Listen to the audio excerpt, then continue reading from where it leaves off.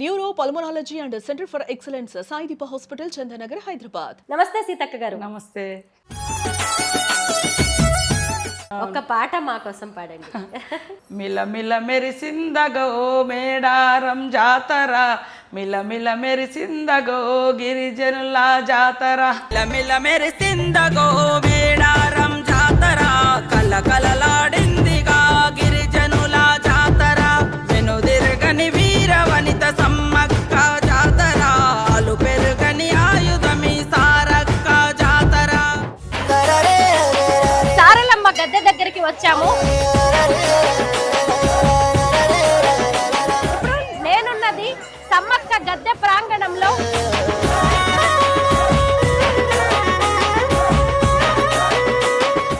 గోవిందరాజులు గద్దె దగ్గరికి నేను వచ్చాను. మేడారం అటవీ ప్రాంతంలో గద్దెల రూపంలో కొలువైన సమ్మక్క సారలమ్మను దర్శించుకోవడానికి అనేక రాష్ట్రాల నుంచి కోట్లాది మంది భక్తులు తరలి వస్తూ ఉంటారు. దీన్ని కుంభమేళాగా అభివర్ణిస్తూ ఉంటారు. ఆసియాలోనే అతి పెద్ద గిరిజన జాతర మేడారం సమ్మక్క సారలమ్మ జాతర. 2 ఏళ్లకోసారి జరిగే ఈ జాతరను చూడ్డానికి ఎంతో మంది అదృష్టం ఉండాలి అని చెబుతూ ఉంటారు. అయితే ఇప్పుడు మేము హైదరాబాద్ నుంచి తాడ్వాయి ప్రాంతానికి చేరుకున్నాం.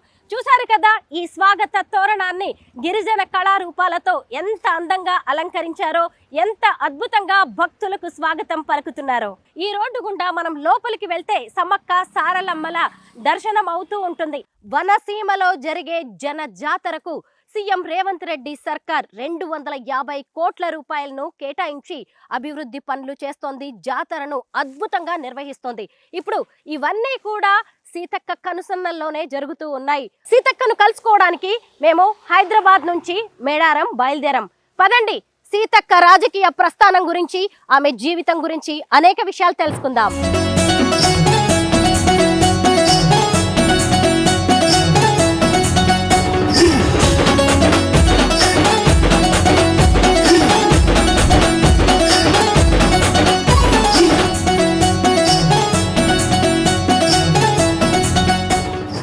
కిలోమీటర్స్ జర్నీ చేసి మేము మేడారం చేరుకున్నాము.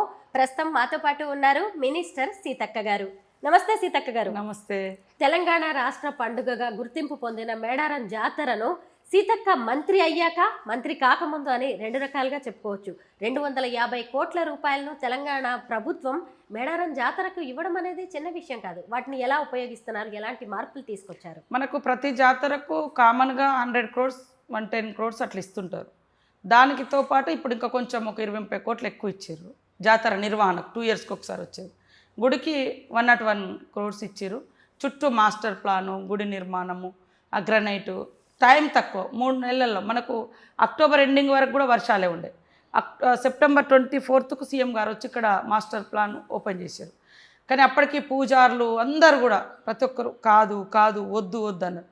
లేదు చూద్దామని ముఖ్యమంత్రి గారు మన ఇన్ఛార్జ్ మినిస్టర్గా పొంగులేటి గారికి బాధ్యత ఇచ్చారు. వారు కూడా మంచిగా తీసుకొని బాధ్యత చేశారు. నేను, సురేఖక్క, మా లక్ష్మణ్ ట్రైబల్ మినిస్టరు, ఇక్కడ అధికారులు, కలెక్టరు అందరూ కూడా బాగా కోఆర్డినేషన్ చేసి కంప్లీట్ చేయడం జరిగింది. ఇంకా చిన్న చిన్న పనులు ఉన్నాయి. అది జాతర అయిపోయిన తర్వాత కూడా ఇంకా ఈ మొత్తం చెట్లు పెట్టడం కానీ, ఇంకా ల్యాబ్స్ ఎక్కడెక్కడ ఉన్నాయి, గ్యాప్స్ ఎక్కడెక్కడ ఉన్నాయి, అవన్నీ కూడా అద్భుతంగా చేస్తాం. జాతర అయిన తర్వాత కూడా మళ్ళీ మీరు 2-3 నెలలకు మళ్ళీ రావాలి. అప్పుడు ఇంకా ఓపెన్గా క్లియర్గా తప్పకుండా వస్తాం. సీతక్క ఏది చేసినా రికార్డే. సీఎం రేవంత్ రెడ్డి గారితో పాటు మినిస్టర్స్ అందరూ ఇక్కడికి వచ్చి క్యాబినెట్ మీటింగ్ పెట్టారు. ఎందుకు అలా చేయాల్సి వచ్చింది? అంటే సీఎం గారికి కూడా ఒక భక్తి ఉంది ఇక్కడ. ఆయనకు ఈ భావోద్వేగ బంధం ఉంది. 2010 నుంచి నాకు తెలిసి వారు రెగ్యులర్గా వచ్చారు. ఇప్పటివరకు రెగ్యులర్గా వచ్చారు. కుటుంబంతో కూడా మొన్న మనమని కూడా తీసుకొని వచ్చిండు. ఆయన కొంచెం ఆ ఫీలింగ్ కూడా, పాదయాత్ర కూడా ఇక్కడి నుంచే స్టార్ట్ చేసిండు. పాదయాత్ర స్టేజ్ నెక్స్ట్ ఇయర్లో జాతరకు ముఖ్యమంత్రిగా వచ్చిండు. 1 year లోపే. అది సెంటిమెంట్ ఆయనకు కూడా సెంటిమెంట్గా. సో అది ఇక్కడ ఉండే అటువంటి ఈ జాతర యొక్క గొప్పతనాన్ని ప్రపంచానికి చాటాలి. ఎందుకంటే ఇది కొంతమంది జాతర కాదు, అందరి జాతర, ఆదివాసీ బిడ్డల జాతరే. కానీ అందరి ఇలవేల్పులుగా, అన్ని వర్గాలు, అన్ని మతాలు, అన్ని కులాలకు, అన్ని ప్రాంతాల ప్రజలకు దీవెనలు ఇచ్చే ప్రకృతి దేవతలుగా. ప్రకృతి అయితే ఎక్కడెక్కడ అందరినీ అట్లా ఉందో ఆ రకంగానే భావించి ఇక్కడ ఫోకస్ అంటే ఈ తల్లుల దగ్గర చేసుకోవడం అనేది ఇంపార్టెంట్ అని ఇక్కడ నుంచి వారు దావోస్కి వెళ్ళడం జరిగింది. అప్పుడు కూడా ఒక ట్రోలింగ్ నడిచింది, గిరిజన మంత్రి అయిన సీతక్కకు అవమానం అంటూ మిమ్మల్ని కింద కూర్చోబెట్టారని, సీఎం రేవంత్ రెడ్డి గారి ఫ్యామిలీ పైన పీటల మీద కూర్చోబెట్టారని. ఎంత నీచం అంటే నేను అనేది అదే, నువ్వు వాస్తవాలు మాట్లాడు. మేము వాస్తవాలు మాట్లాడడం మూలంగా నీ పత్రిక కానీ నీ మీడియాకి కానీ గౌరవం పెరుగుతుంది. తప్పుడు ప్రచారం, ఇక్కడ నేనే అధిపతిని, నేనే అందరికి ఆతిథ్యం ఇచ్చిన, నేనే అందరి కూర్చోబెట్టి చీరలు బట్టలు పెట్టిన. తర్వాత సురేఖక్క అక్క నువ్వు కూడా రానన్నది. పాపం నేను ఆమె ముంగడపై కూర్చుంటే ఆమెకు అడ్డమైతా అని నేను కొద్దిగా ముందుకు కూర్చున్నా. నాకై నేను తక్కువ, మీరు ఆ వీడియోలు చూస్తే అందరికీ బట్టలు పెట్టి అటు పక్కన నిలబడుతుంటే లేదు నువ్వు కూడా ఇక్కడికి రా అని సురేఖక్క పిలిచింది. రాగానే వాళ్ళ ముంగడ కూర్చుంటే కరెక్ట్ వాళ్ళు నాకు వెనుక వాళ్ళ ఫేస్ కనపడదని సురేఖక్క ముందట నేను కూర్చున్నా. అది కింద కాదు, అది నేను పైన కూర్చోవాలంటే పైన కూర్చోగలుగుతా. అందులో ఎక్కడ కూడా అవమానం. వాళ్ళ ఇంట్లో సభ్యురాలుగా ఉంటాను నేను. అక్క అంటారు. సో ఆమె కూడా పాపము అక్క అంటది నన్ను, గీతమ్మ కూడా. పిల్లలు కూడా నైమిష కూడా మంచిగా అందరూ రిసీవ్ చేసుకుంటారు వాళ్ళ ఫ్యామిలీ మెంబర్ లాగా. వాళ్ళు నేనే వాళ్ళని ఆహ్వానించి వాళ్ళని గౌరవించుకుంటే నాకు అవమానం అనడం ఇది ఏమన్నా కరెక్ట్ ఉందా? అందుకని ఇట్లా తప్పుడు. ఇప్పుడు నేనే అన్ని ఏర్పాట్లు చేసిన. మనము అతిథులను గౌరవించడం మన బాధ్యత. వాళ్ళు మా అతిథులు, ఆయన అధిపతిని నేనే, అక్కడ నిర్వాహకురాలని నేనే. నాకెక్కడ అవమానం అవుతుంది? అది నేను పోయి కూర్చున్నా ముందట. సురేఖ అక్క ఎన్నుకున్నది ఆ ఫోటో, ఆమె పిలిచింది, అక్క ఫోటో దిగుదాం అందరం అంటేనే పోయినాము. పోయినప్పుడు ఆమె తలకు నేను అడ్డం అవుతా అని ఆమె ఫేస్కు నేను కొద్దిగా ముందుకు వచ్చి కూర్చున్నా. అందరికీ దండం పెట్టుకుని అదొక చరిత్రలో ఆ ఫోటో ఉంటుంది అని దేవుడికి దండం పెట్టుగా కూర్చున్నాం. ఇక ఇట్లా అంత ఘోరంగా అది తప్పు కాదు. మరి సీతక్క కదా అక్కడ, నేనే ఓనర్ను కదా, ఆహ్వానించిందే నేను. అందరికీ సొంతంగా నేను నా ఓన్గా బట్టలు కొనుక్కొచ్చి నేను సెలెక్షన్ చేసి నేను పెట్టిన వాళ్ళ కుటుంబాలకు, మంత్రుల కుటుంబాలకు నాకు అవమానం అనడం అనేది ఇది ఇంతకంటే అబద్ధం ఇంకొకటి లేదు. సీతక్క ఎక్కడ చూసినా కానీ మీ పాటలు వినిపిస్తున్నాయి. మేడారం జాతరలో ఇప్పుడు మేము వచ్చేటప్పుడు మా కార్లో కూడా పెట్టుకొని వచ్చాం. 2 పాటలు పాడారు, ఒక పాట మా కోసం పాడండి. చాలా రోజులు అప్పుడైతే ఏదో చూసి పాడా. మిల మెరిసిందగో మేడారం జాతర, మిల మెరిసిందగో గిరిజనుల జాతర, మిల మెరిసిందగో మేడారం జాతర, కలకలలాడిందిగా గిరిజనుల జాతర, వెనుదిరగని వీర వనిత సమ్మక్క జాతర, అలు పెరుగని ఆయుధమి సారక్క జాతర. బాగుంది. ఇంకొక పాట, ఇంకోటి ఏదో మర్చిపోయినా అసలు. చాలా గుడి లేదు, గోపురం లేదు, దర్వాజా లేదు అని పాడుతున్నారు కదా, మంచిగా ఆ పాట బాగుంది. అది కూడా, అది కనకవ మీరు కూడా పాడారు కదా, మీ ఇద్దరు కలిసి పాడారు. మేమిద్దరం ఆడ స్టేజ్ మీద పాడినట్టుంది. సీఎం గారు వచ్చినప్పుడు ఏదో పాట పాడినాము హైదరాబాద్ లో, ఆమెతో బాగా వినిపిస్తుంది ఇప్పుడు ఆ పాట. మీ వాయిస్ ఎక్కడ విన్నా కూడా ఫైనల్ గా మాకు మేడారం ములుగు అనగానే సమ్మక్క సారక్కతో పాటు సీతక్క కూడా గుర్తొస్తారు. సీతక్క మాటల్లో సమ్మక్క సారక్క కథ వినాలని ఉంది. సమ్మక్క సారలమ్మ చరిత్ర, నాకు తెలిసిన చరిత్ర, కాకతీయులను ఎదిరించిన చరిత్ర. ఈ దేశ చరిత్రలో ఆదివాసులు మొదటి నుంచి కూడా కాకతీయుల కాలం కావచ్చు, బ్రిటిష్ వారి కాలం కావచ్చు, నిజాం నవాబ్కు వ్యతిరేకంగా కుమ్రం భీం కావచ్చు, అంటే అన్యాయం జరిగినప్పుడు ఎవరికి మన వాళ్ళు అన్యాయం చేయరు. అన్యాయం జరిగినప్పుడు తిరుగుబాటు అనేది చరిత్రలో, ఈ దేశ చరిత్రలో 250 పైగా పోరాటాలు ఉన్నాయి. రంపా తిరుగుబాటు కానీ, లేదా చోటా నాగపూర్ కానీ, ఇట్లా రకరకాలుగా బీర్సా ముండా, కుమ్రం భీం, మన దగ్గర విప్లవకారులు, ఇట్లా ఆదివాసి బిడ్డలు, ఇవన్నీ కూడా ఉన్నాయి. అంటే జనం కోసం పనిచేస్తే జనంలో ఉంటామని అంబేద్కర్ అన్నదానికి ఖచ్చితంగా సమ్మక్క సారలమ్మ చరిత్ర సజీవ సాక్ష్యం. వాళ్ళ యొక్క పోరాట చరిత్రలో మరి మహిమలు కూడా ఉన్నాయి ఇప్పుడు అనేది. వాళ్ళు పుట్టుకనే ఒక డిఫరెంట్గా అనేది కథనాలు ఉన్నాయి. తర్వాత కూడా ఇప్పుడు చాలామంది ఇక్కడికి వచ్చిపోయినటువంటి వాళ్ళు, ఈవెన్ కమ్యూనిస్ట్ నాయకులు కూడా చాలామంది వస్తున్నారు. అంటే వాళ్ళకు కూడా ఒక అది ఫీలింగ్ అనేది ఉంది. సో నాకు కూడా, నేను తెలిసి రాజకీయాలకు వచ్చిన కాడ నుంచి ఒక్కసారి అధికారంలో ఉండి జాతర నిర్వహించాలనుకున్నాను. అదొక్కటే మొక్కుకున్నాను. నేను ఎప్పుడు నాకు ఈ మొక్కు ఆ మొక్కు కానీ ఎప్పుడు మొక్కుకున్నా. అడిగి పోతేనే ఒక ఫీలింగ్ ఉంటుంది. ఆ ఫీలింగ్లో మనం ఏమి అడిగేయం అంతే, ఆ ఫీలింగ్తో బయటకు వస్తాం. సంతోషం వచ్చినా దుఃఖం వచ్చినా అది నాకు 2004 నుంచి నా ప్రస్థానం సమ్మక్క దగ్గర మొదలుపెట్టిన కాడ నుంచి సరే లేటుగా అయినా ఈ గౌరవం నాకు దక్కింది. చరిత్రలో నిలిచిపోయే దేవాలయం నిర్మించుకోవడం ఆదివాసి బిడ్డగా నాకు ఈ అవకాశం అదృష్టంగా భావిస్తూ ఉన్నా. ఖచ్చితంగా ఆ తల్లుల కీర్తి విశ్వాసం 10 తరాలు ఉండే విధంగానే పనిచేస్తే తప్ప ఎప్పుడు కూడా అస్తిత్వానికి కానీ వాళ్ళ మా విశ్వాసం దెబ్బతినే విధంగా ఎక్కడ పనిచేయాలి. అందరు భక్తులకు కోరుతా ఉన్నా, మంచి జరుగుతుంది, మొక్కుకోండి, కుటుంబ సమేతంగా రండి, మంచిగా మనస్ఫూర్తిగా మొక్కుకోండి, తప్పకుండా అన్ని సకల కోరికలు తీరుతాయని తెలియజేస్తాను. జాతరలో ఇసుక వేస్తే రాలనంత జనం ఉన్నారు. మీతో కలిసి వెళ్ళి మీరు చేసిన విశేషాలు, కొత్త ఏర్పాట్లు ఏంటి అనేది చూడాలనుకుంటున్నాం. చూపిస్తారా? థ్యాంక్ యూ, తప్పకుండా.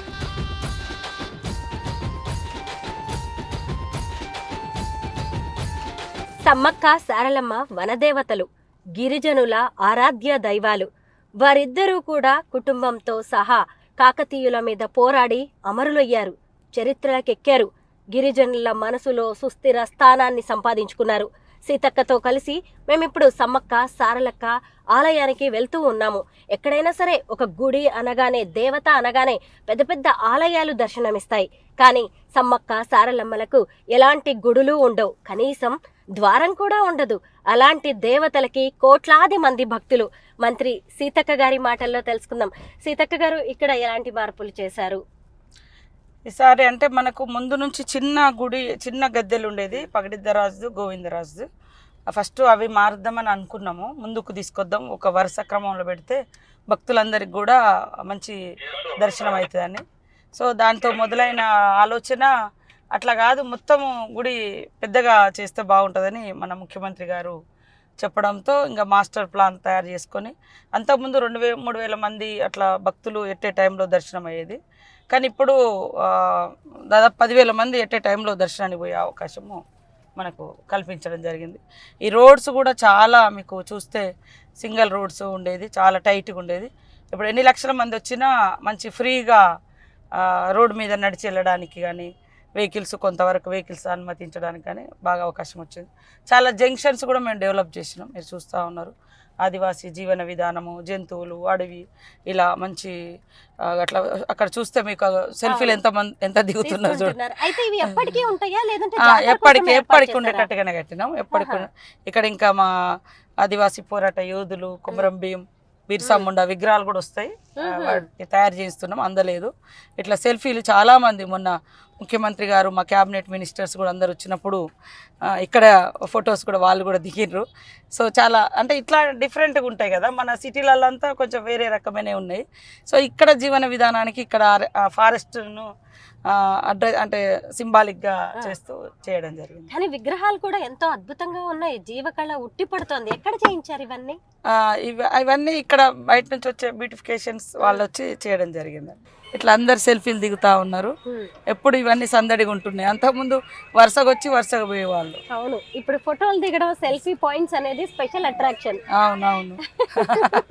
సీతక్క అంటే అసలు మాస్ లీడర్, తమలో ఒకరిగా భావిస్తూ ఉంటారు నిజంగా జనం కూడా. అందరూ అక్క అక్క అనుకుంటూ వస్తారు, చాలా సంతోషం అనిపిస్తుంది. మీకు కూడా, మీరు ఇందాక ఇంటర్వ్యూలో కూడా చెప్పారు, ఫ్యామిలీతో కంటే కూడా నాకు బయట జనంతోనే అటాచ్మెంట్ ఎక్కువ అని. అవును. ఇందులో ఇంకా ఏమైనా కొత్తగా వచ్చాయా? అంటే రోడ్స్ డెవలప్ చేసినాం, బయట మనం క్యూ లైన్స్ ఒక 10,000 మంది అంతకుముందు ఎండల తడకల కింద ఉండేది, ఇప్పుడు చాలా పెద్దగా కట్టేస్తున్నాము. క్యూ లైన్స్ కూడా ఎవరికి వాళ్ళకి మంచి ఫ్రీగా ఉంటాయి, అందులో డ్రింకింగ్ వాటర్ పెడుతున్నాం. ఈసారి పిల్లలకు ఫీడ్ పాలు ఇవ్వడానికి కూడా సపరేట్ రూమ్స్ వేస్తున్నాం. అంటే ఇబ్బంది పడకుండా నీళ్ళు కూడా ఎక్కడ వీలైతే అక్కడ వాటర్ ట్యాంక్స్ పెట్టేస్తున్నాం. లోపల వాటర్ ట్యాంక్స్ పెట్టినా కూడా ఈ రోడ్లెంబటి వాళ్ళకి కనబడతలేవు. ఈ రోడ్లెంబటి కూడా మొబైల్ వాటర్ ట్యాంక్స్ పెట్టినాము, మొబైల్ టాయిలెట్స్ పెట్టినాము. అంటే ఇంకా లైటింగ్స్ కూడా చాలా ఎక్కువ తీసుకురావడం జరిగింది ఈసారి.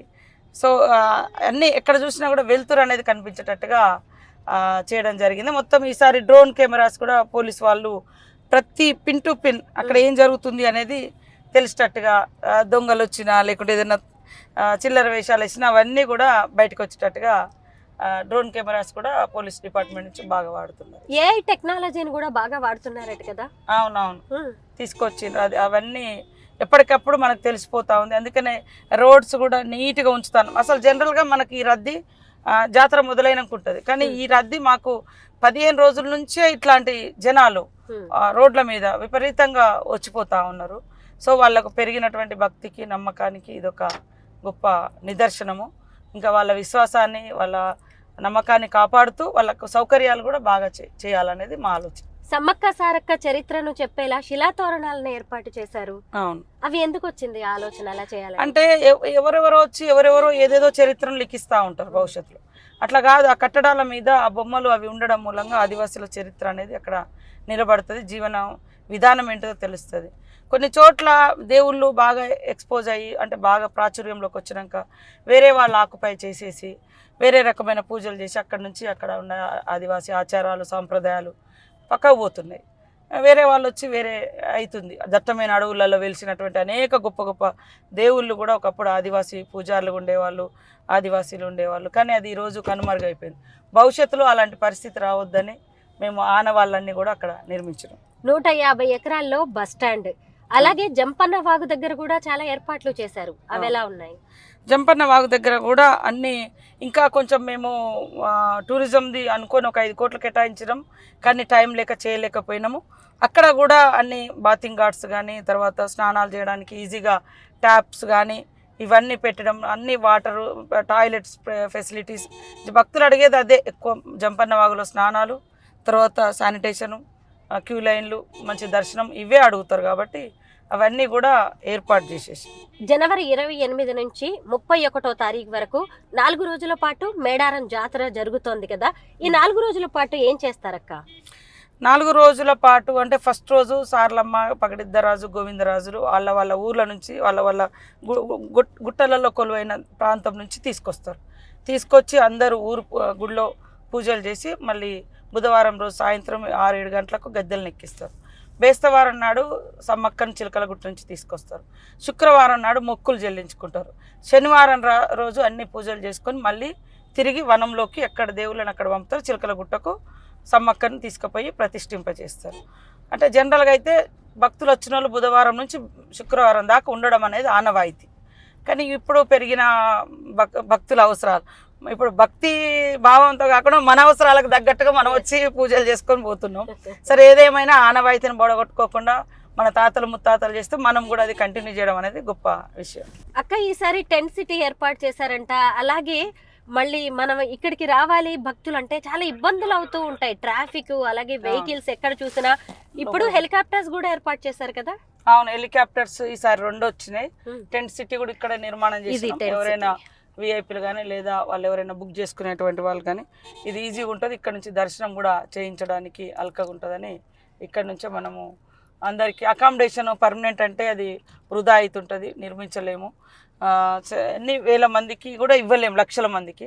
ఉన్నంతలో ఈ టెంట్ సిటీని మనము తయారు చేసి ఇక్కడ పెట్టడం జరిగింది. ఆసియాలోనే అతి పెద్ద గిరిజన జాతర సమ్మక్క సారక్క జాతర. కోట్లాది మంది అనేక రాష్ట్రాల నుంచి ఇక్కడికి తరలి వస్తూ ఉంటారు. అలాంటి వాళ్ళకి ఇక్కడ అనేక రకాలైన ఏర్పాట్లు చేయాల్సి ఉంటుంది. ఇక్కడికి వచ్చిన భక్తులు చక్కగా ఉండడానికి మంత్రివర్యులు సీతక్క గారి ఆధ్వర్యంలో టెంట్ సిటీని ఏర్పాటు చేశారు. మీరు ఇక్కడ చూడొచ్చు టెంట్ సిటీ ఎంత బాగుందో. సీతక్క గారు, టెంట్ సిటీ గురించి చెప్పండి. అది టెంట్ సిటీ అంటే ఇక్కడ దట్టమైన అడవుల్లో పెద్ద పెద్ద బిల్డింగ్లు కట్టడం కొద్దిగా ఇబ్బందికరం. తర్వాత పర్మనెంట్ కూడా ఉన్నా కూడా రెగ్యులర్గా యూజ్ ఉండదు. సో ఇప్పుడు తాత్కాలికంగా ఇట్లా చేసినాం. కానీ కొన్ని మాత్రం రాబోయే కాలంలో హరిత టైపు ఇంకా కొన్ని ఏర్పాటు చేస్తాం. కానీ వచ్చినటువంటి వాళ్ళు ఎవరైనా బుక్ చేసుకొని పర్సనల్గా ఉండాలనుకుంటూ ఉంటారు. ఏదైనా విఐపీలు వచ్చినప్పుడు కూడా కొంత మేము అకామిడేషన్ ఇవ్వలేకపోతున్నాం. ఇది చాలా బాగుంటుంది.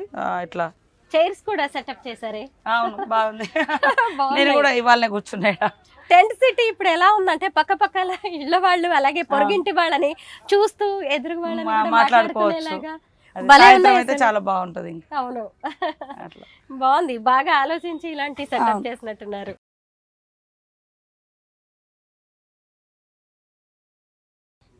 ఏసీ కూడా ఉంది దానికి. ఇప్పుడు ఏసీ ఏర్పాట్లు కూడా, dress changing room, bath, toilets ఇక్కడ అన్నీ ఉన్నాయి. డ్రెస్ చేంజ్ రూమ్, లోపల టాయిలెట్స్. ఇక్కడ టాయిలెట్స్ లోపల అందులోనే అటాచ్డ్ కూడా ఓహో ఏసీ కూడా ఉంది, ఏసీ కూడా 2 పెట్టి బెడ్స్ ఉన్నాయి. ఎవరైనా డబ్బులు పెట్టుకోగలిగేటోళ్ళు కూడా పెట్టుకొని ఉండొచ్చు. ఎంత ఉంటుందక్క ఒక రోజుకి దీని కాస్ట్? 24 hours మరి ఎంత ఉందో 10 5 ఎంత ఉందట. బాగుంది బాగుంది. ఇంతకు ముందు నార్త్ ఇండియాలో కాశీలో అలాగే కుంభమేళాల్లో ఏర్పాటు చేశారు, బట్ ఇక్కడ మనది కూడా కుంభమేళాగా మారిపోయింది కదా. ఇక్కడ మీరు టెంట్ సిటీ ఏర్పాటు చేయడం అనేది నిజంగా ముందు జాగ్రత్తగా కూడా బాగా ఆలోచించినట్టున్నారు. అది కొంచెం టైం ఈసారి మనకు జాతర కూడా ముందు వచ్చింది. అవును వాస్తవానికి ఇంకా కొంచెం టైం ఉంటే ఇంకా బాగుండు అనేది ఉంది. ఇవన్నీ ఇంకా కంప్లీట్ చేసుకుందాం. జాతర తేదీలను ఎలా నిర్ణయిస్తారక్క? వాళ్ళు మన పెద్ద మనుషులు కూర్చొని డిసైడ్ చేస్తారు. పున్నమి నిండు పున్నమి ఎప్పుడు వస్తుందో దాన్ని బట్టి డిసైడ్ చేస్తారు. హెలిప్యాడ్ ఏర్పాటు ఎక్కడ చేశారక్క? హెలిప్యాడ్ ఎవ్రీ ఇయర్ ఎవ్రీ టైంలో అది పర్మనెంట్గా ఉంటుంది, అక్కడే ఉంది. ఇంకా ఇంకొకటి కూడా ఉన్నాయి, అంటే ఈసారి ప్రైవేట్ హెలికాప్టర్స్ వాళ్ళు కూడా 2 పెట్టుకున్నారు. మనది ఇక రెగ్యులర్గా మినిస్టర్స్ లేదా గవర్నర్ గారు వాళ్ళు కూడా వస్తారు కాబట్టి ఇక్కడ పక్కనే పోలీస్ ఇదంతా పోలీసులకు కేటాయించడం ఈ రూమ్స్ అన్ని. దాదాపు ఈసారి 13,000 మంది పోలీసులను మనము ఇక్కడ డిప్లాయ్ చేస్తూ ఉన్నారు బందోబస్తు రీత్యా. వాళ్ళకి ఇప్పుడు కూడా ఇక్కడే అకామిడేషన్ ఇస్తుంటాము. ఆ పక్కనే ఎలిఫ్యాడ్ కూడా ఉంది, ఆ పక్కన గుడి కూడా వస్తుంది. సమ్మక్క సారక్కలకు ఈ నిలువెత్తు బంగారాన్ని ఎందుకు ఇస్తారు? కోళ్ళు కూడా ఎగరేస్తూ ఉంటారు కదా, ఎందుకు అవి? అది మరి ఎదుర్కోళ్ళ పండుగ అనేది ఒకటి ఉంటుంది, దేవునికి ఎప్పుడైనా చేస్తూ ఉంటాం. ఇక్కడికి వచ్చిన వాళ్ళు కూడా ఎదుర్కోడు అనేది ఇచ్చి దేవుళ్ళని తీసుకొచ్చే ముందు అది ఒక ఏమంటారు హారం లాగా అంటారు, అది ఒక మొక్కు. అంటే తల్లి వచ్చే ముందు ఆ భక్తితో మనం ఇచ్చుకునేటువంటి మొక్కులు. ఇంకా ఇక్కడ డబ్బులు ఉండేటి కాదు. ఒకప్పుడు ఆదివాసులకు వాళ్ళకుండే వస్తువులనే సమర్పించుకోవడము, బెల్లము, మరి ఇప్పపు, సారా, ఇట్లాంటివే వాళ్ళ వస్తు మార్పిడే మన ఆదివాసీ జీవితాల్లో ఎక్కువ ఉండేది. సో ఈ మార్కెటింగ్ మనీ డబ్బులు కట్నం వేసుడు అట్లాంటిది లేదు. అందుకనే వాళ్ళ దగ్గర కోడి ఉండేది, మేక ఉండేది, అవి హారంగా ఇస్తారు ఆహారంగా. తర్వాత బెల్లం బుట్టాలు తీసుకొచ్చి అదే కానుకలు, డబ్బులు, నోట్లు అట్లా కాకుండా బెల్లం ఇచ్చుకోవడం అనేది ఇది మొదటి నుంచి ఆనవాయితీ వస్తుంది. చిన్నప్పుడు మీరు ఈ జాతరకు వస్తూ ఉండేవాళ్ళ? అప్పుడు ఎలా ఉండేది ఈ ప్రాంతం అంతా? అంతా అడవి, కంక బొంగులు, ఆ గద్దె మీద కూడా కంక కనిపించేది, చుట్టూ మట్టి ఉండేది. అక్క చిన్నప్పుడు కూడా మీరు మేడారం జాతరకు వస్తుండే కదా, అప్పుడు ఈ ప్రాంతం అంతా ఎలా ఉండేది? అంతా జంగల్ ఉండేది, కంకవనాలు ఉండేది. ఆ కంకవనాల కింద మా అమ్మ, నాన్న, మేము అందరము ఆడ పసుపు కుంకుమ చల్లుకొని ఆ దేవుని కాడ అక్కడ ఒక రాయి పెట్టుకొని ఆడ పుట్టుంటే పుట్టకు పసుపు కుంకుమ చేసి మొక్కులు చెల్లించుకొని ఆడనే 3 రోజులు ఉండేది. తర్వాత నాకు తెలిసిన తర్వాత మళ్ళీ ఇక్కడ ఈ మీడియా పాయింట్ ఉండేది ఫస్ట్. ఆ మీడియా పాయింట్ కూడా ఫ్రీగా ఉండేది. అలా పోయి అక్కడ ఆ మీడియా పాయింట్ కాడ ఉండేది. అప్పుడు మంచెలతోటి ఉండేది అవి కొయ్యలు. తర్వాత వేరే అయిపోయింది, ఇప్పుడు మళ్ళీ ఇంకా వేరే మారిపోయింది. ఇక్కడ దాకా వచ్చి ఉండేవాళ్ళం. అప్పుడు ఈజీగా ఉండేది, కానీ టాయిలెట్స్ ఇవి చాలా కష్టంగా ఉండేది. జంపన వాగెంబట్టి ఉంటేనే కొంచెం అన్నీ అలానే స్నానాలు చేసి అక్కడే బట్టలు మార్చుకొని ఇదంతా చేసుకునేటువంటి అవకాశం ఉండేది. కానీ అప్పుడు కనీసం వెహికల్స్ కూడా ఉండేవి కాదు కదా, కాలినడకనే వచ్చేవారేమో. అవునవును, లేదంటే 3 రోజులు నడుచుకుంటూ వచ్చేది. 3 రోజులు పట్టేది. 3 రోజులు మా ఊరు నుంచి 3 రోజులు నడుచుకుంటూ వచ్చేది. నడుచుకుంటూ రావడం, 3 రోజులు నడుచుకుంటూ వచ్చి 3 రోజులు నడుచుకుంటూ పోయేది. మళ్ళీ 3 రోజులు ఇక్కడ ఉండేవాళ్ళు. ఇక్కడ 10 రోజులు దాదాపుగా 10 రోజులు జాతర అంటే ఇప్పుడు 4 రోజులు చేసుకోవడం, 1 గంట ఉండడం అనేది కూడా కష్టమైతున్నట్టుంది నిజంగా. అవును. కమాండ్ కంట్రోల్ రూమ్ కి వచ్చాము. అవును.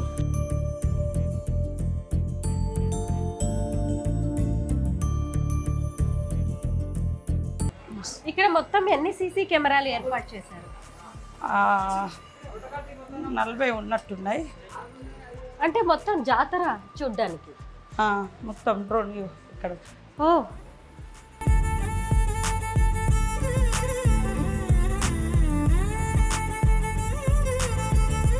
ఇవన్నీ మొత్తం జాతరలో ఎక్కడెక్కడ ఏ మూమెంట్ ఉంది అన్నీ ఇక్కడ కమాండ్ కంట్రోల్ నుంచి చేస్తాం, ఆపరేట్ చేస్తాం. చిన్న పిల్లలు తప్పిపోయినా కానీ పట్టుకోవడానికి కొత్త ఏదో ఏర్పాటు చేశారు.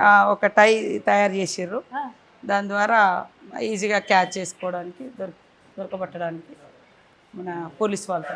ఇంతమంది భక్తులు వస్తారు కాబట్టి దొంగల భయం కూడా ఉంటుందేమో. దొంగలు ఎక్కువ. మన పనిలో మనం ఉంటే వాళ్ళ పనిలో వాళ్ళు ఉంటారు, కానీ దొరుకుతున్నారు దొంగలు.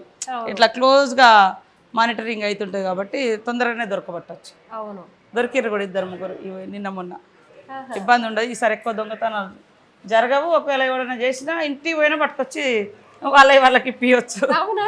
ఎలా ఎలా సాధ్యం? అది పైనుంచి కూడా ఇంకా ఈ Drones తో కూడా drones తో చూస్తున్నట్టున్నారు చేస్తా పహారా. ఉన్నారు. ఏరియల్ వ్యూ చూస్తున్నారు అవును అవును. పోలీసులు. మొత్తం 13,000 మంది పోలీసులు ఒక జాతరలో ఉండడం అంటే చిన్న విషయం కాదు. వాళ్ళందరికి కూడా ఏర్పాట్లు ఇక్కడే ఉంటాయా? ఎక్కడెక్కడ తయారు చేస్తారు డిపార్ట్మెంట్ వాళ్ళు.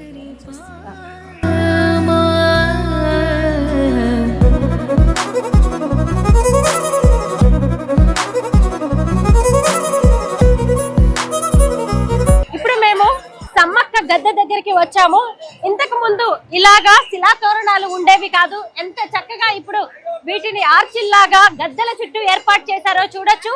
ఈ మధ్య కాలంలో ముఖ్యంగా మేడారం జాతరలో స్పెషల్ అట్రాక్షన్ గా మారినవి ఆదివాసీల సంస్కృతి సంప్రదాయాలను ప్రతిబింబించేలా ఏర్పాటు చేసిన ఈ తోరణాలు చూశారు కదా. ఆదివాసీల జీవితం ఎలా ఉంటుంది, వారి సంస్కృతి సంప్రదాయాలు, వారి ఆచార వ్యవహారాలు, వారు ఉపయోగించే వస్తువులు ఎలా ఉంటాయి, వారి ఆహారపు అలవాట్లు ఎలా ఉంటాయి అనేది చెప్పే విధంగా ఇలాగా అనేక రకాలుగా వారికి సంబంధించిన విశేషాలతో ఇక్కడ తోరణాలని ఏర్పాటు చేశారు.